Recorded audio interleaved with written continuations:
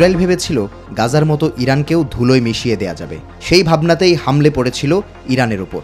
কিন্তু ইরানের ব্যাকফায়ারে উল্টো কাঁপল ইসরায়েল। তেল আবিব হলো গাজা। ইরানের ভয়ানক, নিখুঁত, দ্রুত আর ব্যাপক হামলার প্রভাবে নেতানিয়াহু চেয়ে বসলেন যুদ্ধবিরতি। তারপরের ঘটনা সবারই জানা। এই লড়াই শিখিয়ে দিল আধুনিক যুদ্ধ কেবল আক্রমণ নয়, এটি আত্মরক্ষার ক্ষমতারও নাম। যার হাতে অস্ত্র আছে, যার মনে আত্মবিশ্বাস আছে, সেই শেষ কথা বলে। 1971 সালে এক রক্তাক্ত মুক্তিযুদ্ধের মাধ্যমে জন্ম নেয়া দেশটির বয়স আজ 55 ছুঁই ছুঁই। কিন্তু স্বাধীনতার এত বছর পেরিয়েও বাংলাদেশ এখনও সামরিক শক্তিতে পরিপূর্ণ এক রাষ্ট্র হয়ে ওঠেনি। একদিকে সীমান্তে আরাকান আর্মির অনুপ্রবেশ, পাহাড়ে কুকি চীন ঘনিষ্ঠ বিদ্রোহীদের হুমকি, অন্যদিকে বঙ্গোপসাগরের তলে বয়ে যাওয়া অদৃশ্য ভূরাজনৈতিক ঢেউ।